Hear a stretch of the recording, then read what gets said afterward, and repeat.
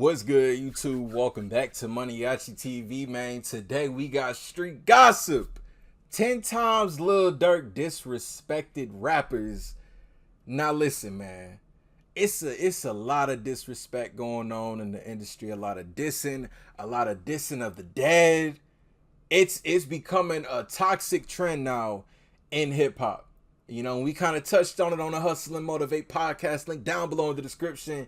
If y'all ain't already subbed to it, man, new episodes every Thursday and Monday, man. So listen, without further ado, though, we gonna see what this is all about. Durk actually got a deluxe dropping this Friday too, man, so let's get it. Has been on his lover boy grind these past few years, but he's really known for his Chirac drill days. So today, we're gonna look over 10 of his most disrespectful moments. First, we'll take it all the way back to Inglewood, where Durk grew up. Back in the early days of Chicago drill, Lil Durk and Chief Keef were pretty much the kings of the genre, but they weren't always on the best of terms. In June of 2013, Durk was arrested on weapons charges after the police caught him ditching a stolen handgun in the backseat of a Hyundai Sonata. His bond was set for $100,000, but he only needed to pay 10%. So if he came up with $10,000, he would be a free man. After he asked Chief Keef to help him pay, Keef ignored him and later came out with a tweet mocking Durk saying, "I just bought a four-wheeler for $10,000.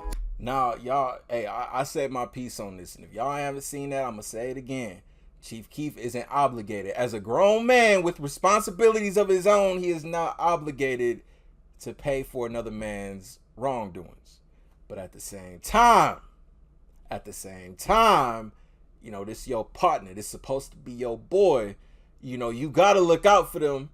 And it was petty for him to post this. That was petty Keef, for sure. But I mean, I feel like Durk he should have had 10K at this time, man.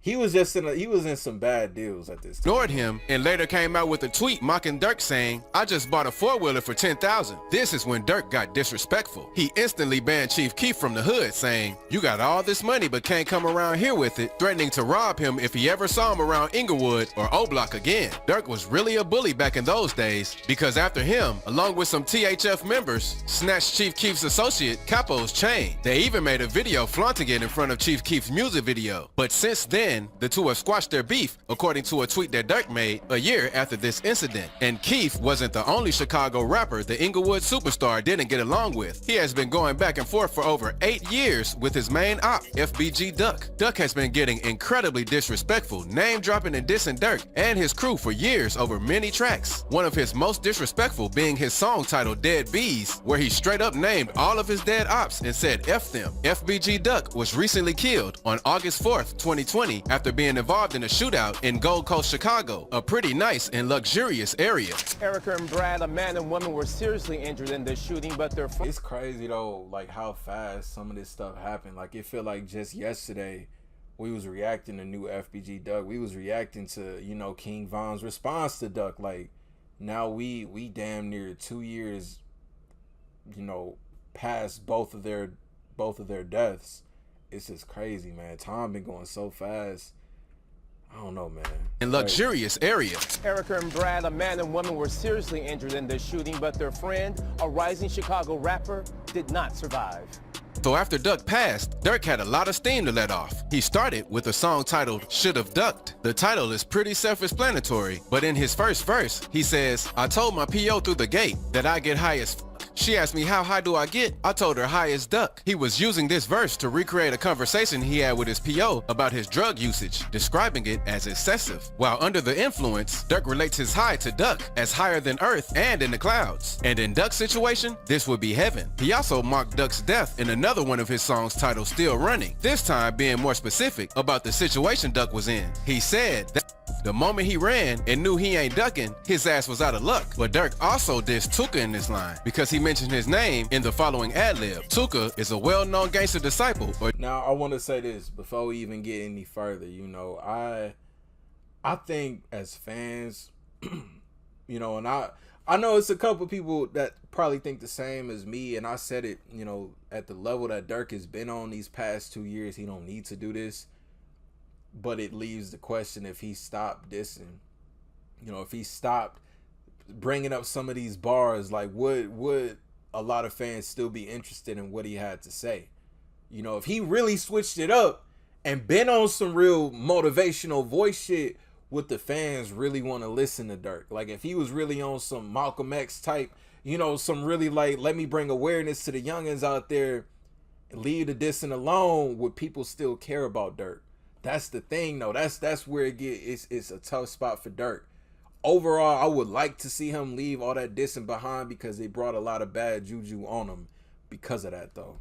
Or GD that was killed back in 2012 while waiting at a bus stop. Many Black Disciple rappers use the phrase smoking on Tuka as a way to disrespect him and other GDs. The phrase smoking on someone who was killed is wordplay on the idea that they were smoked while smoking. So this also ties in with the previous line of him mocking the death of Duck through the metaphor of getting high. But Durk clearly has loads of animosity against FBG because in his song Computer Murderers, he dissed FBG Wooski. This was around the same time that he claimed he was refraining from name dropping the dead, but since Wooski isn't dead, he can still get dissed. In this song, the Inglewood native said, check on your mans, I heard he got hit in his head, but he almost died, so I can say his name cause he ain't dead. Followed by an ad-lib saying, Wooski. In early October 2018, Wooski was shot while attending a funeral for his close friend who was also a rapper, Dooski. He also said, how you let a nigga vouch for you who just got out the feds? This was a reference to NBA YoungBoy's song, I Hate YoungBoy, where he shows his support for Wooski saying, I'm bumping Wooski, turn up with some groupies while at my home. This was shortly after YoungBoy was released on house arrest, awaiting trial for a weapons and possessions charge. He followed this line with another FBG diss saying, sneaking pics by Von's mural, like Lil Bro won't come out and spin. Durk took a lot of shots in Computer Murderers, but my thing is,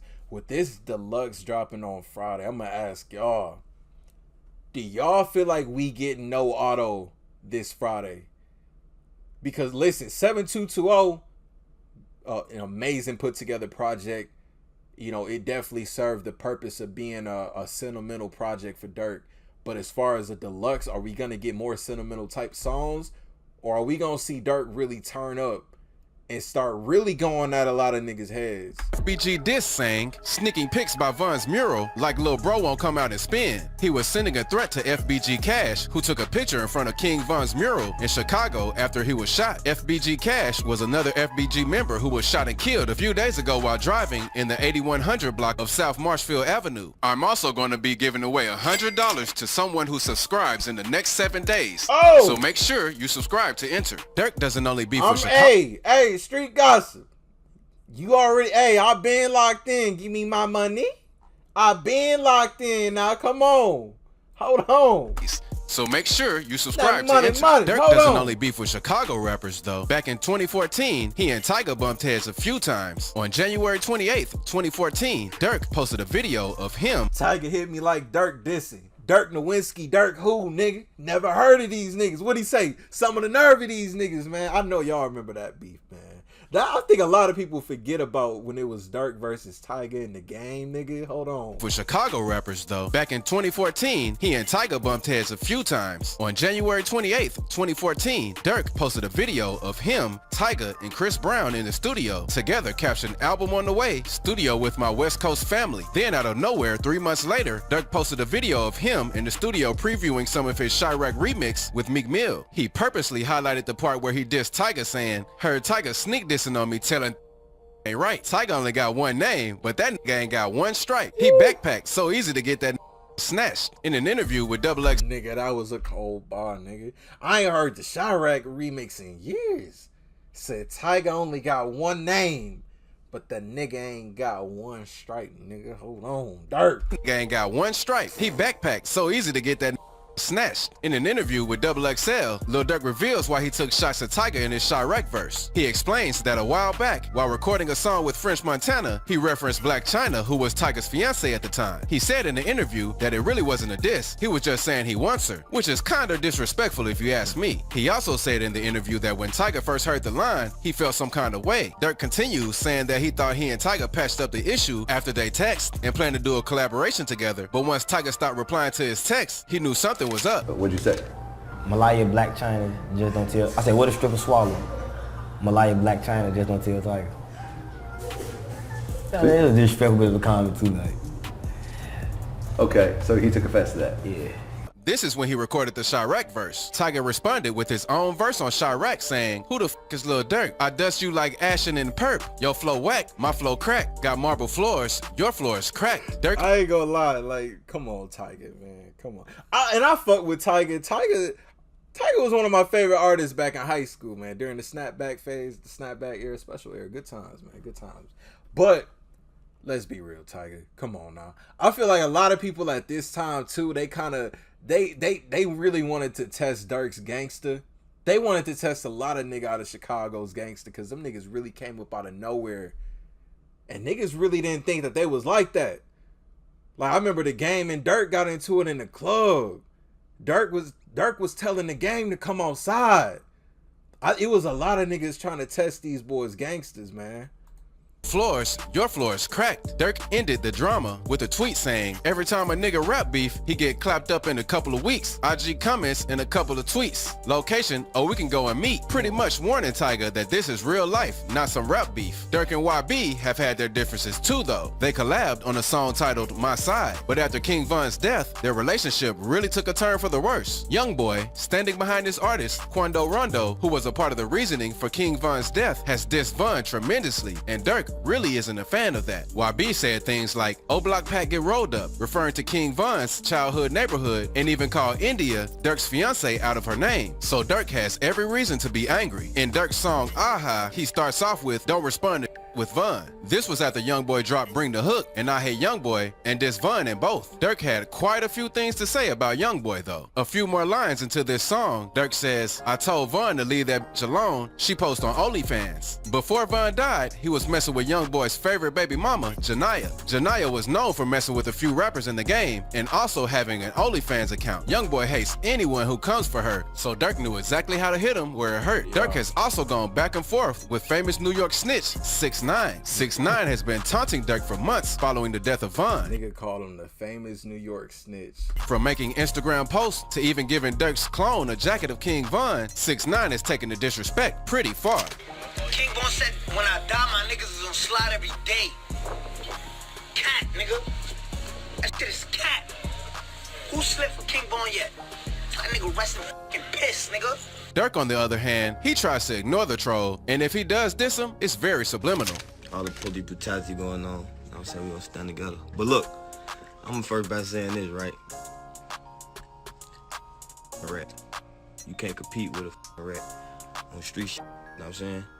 And I keep telling y'all that this shit. Start responding to that clown ass nigga. In Drake's song, titled Laugh Now, Cry Later, Durk says, "Can you not play that little boy in the club? Cause we do not listen to rats," referring to 6ix9ine without actually saying his name. 6ix9ine continues to troll Durk on the regular, but he just can't get a response out of the Chicago artist. And if you enjoyed this video, leave a sub and check out this one. Very well put together video, man. Shout out Street Gossip, man. Y'all let me know what y'all think about this, man. 10 times that Durkio, Schmirkio disrespected rappers, man. Now listen, y'all let me know what y'all feel. What am I trying to say? I just brain fart, man. Y'all let me know what type of music y'all think we gonna get on the Deluxe to 7220 this Friday, man. I mean, this the toxic side of me though, cause I really want Durk to be on, you know, some motivational shit for the youth. But damn, nigga, like, come on, you gotta respond to some of these niggas. Like, come on now, nigga, with that Tyga, man, come on now, you gotta respond to some of a lot of the stuff that a lot of niggas taking aim right now. Durk, you gotta come on now. I told y'all we in a toxic time in hip hop, man. A toxic time, man. But y'all let me know, man. You know, part of me, I want the no auto, nigga. I want the no auto. Trust me. But then the part of me is like, damn, you know, let's elevate, let's move forward with this music shit. You know what I mean? But y'all sound off down below, man. Link to this video in its entirety with no interruptions down below in the description. Y'all new to the channel, y'all rock with me. You want daily reaction videos, man? Hit that subscribe button for me to the next video. I'll see y'all then. Thank you for watching MANIACITV. I'm out.